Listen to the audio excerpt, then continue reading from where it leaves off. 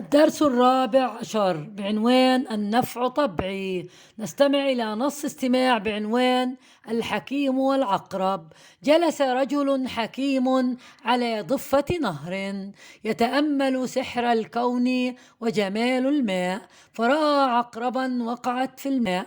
قرر الحكيم أن ينقذها فلسعته، فأخذ الحكيم يصرخ من شدة الألم، إلا أنه مد يده مرة ثانية لينقذها فلسعته ثانية، وكرر ذلك 3 مرات حتى نجح في ذلك. على مقربة منه كان يجلس صبي يراقب ما فعل، فقال: أيها الحكيم، ما بالك؟